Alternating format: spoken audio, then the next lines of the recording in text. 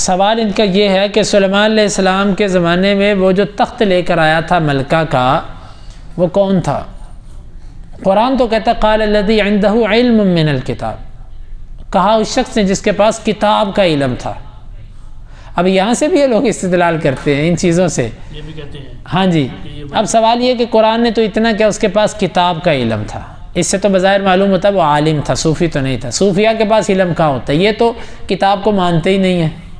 تم تو کہتے ہو کہ جو ولی ہوتا ہے وہ نبی کا پابند ہی نہیں ہوتا، اس کی شریعت میں ہوتا ہی نہیں۔ تو قرآن تو کہتا ہے قال الذی عنده علم من الکتاب انا آتیک بہ قبل ان یرتد الیک طرفک، تیری آنکھ جھپکنے سے پہلے میں تیرے پاس لے کر آؤں گا۔ یہ اہل علم نے کہا تھا، تو صوفی تو وہ ہو نہیں سکتا، کیونکہ صوفیاء کے نزدیک یہ کتابیں جو ہیں یہ تو ظاہر ہیں، یہ کتابیں تو ظاہر ہیں، ان پر تو یہ عمل کرتے ہی نہیں، یہ تو باطن پر چلتے ہیں، تو وہ صوفی کیسے ہو سکتا ہے؟ وہ یہی کہتے وہ مسلمان تھا بس، وہ ولی تھا تو اس کے پاس نبی سے زیادہ طاقت تھی، یہ وہ کہتے ہیں نا کہ اس کے پاس نبی سے زیادہ طاقت تھی کہ وہ لے آیا۔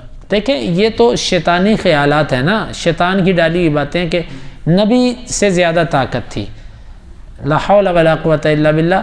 ایک کام نبی نے اپنے متاحت سے کروانا تھا، اس نے کروایا، اس کا یہ مطلب ہے کہ اس کے پاس زیادہ طاقت تھی؟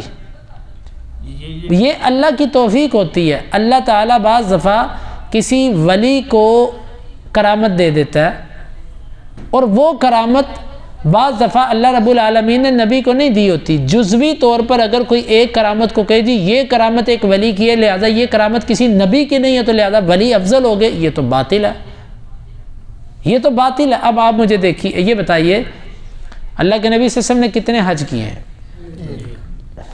اور اگر کوئی آج کا الحاج اٹھ کے کہے کہ میں نے 10 حج کر دیے ہیں، میرے حجوں کی تعداد اللہ کے نبی صلی اللہ علیہ وسلم کی تعداد سے بڑھ گئی، اس میں بے ادبی نکلتی ہے کہ نہیں نکلتی؟ ٹھیک ہے سمجھ آتی ہے، لیکن تیرے زندگی کے حج بھی اللہ کے نبی صلی اللہ علیہ وسلم کے حج کے ایک لمحے کو بھی نہیں پہنچ سکتے۔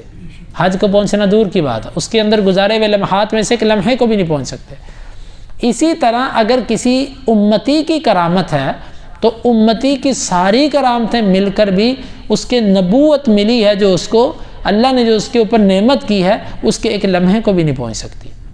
بلکہ اہل علم نے کہا ہے ولی کی اور امتی کی جو کرامت ہوتی ہے یہ بھی نبی کا معجزہ ہوتا ہے، اس کا لے کر آنا بھی سلمان علیہ السلام کی طاقت تھی۔ اس کا تعلیم کس نے دی تھی؟ شاگرد کس کا تھا؟ تو وہ سلمان علیہ السلام کی ہی کرامت تھی، اس کی نہیں تھی۔ شاگرد کا کمال کس کا ہوتا ہے؟ استاذ کا۔ بس لفظ صحیح خضر ہے کہ خضر ہے؟ یہ خضر بھی ہے، اس کو لوگ عام طور پر خضر پڑھتے ہیں، وہ فتح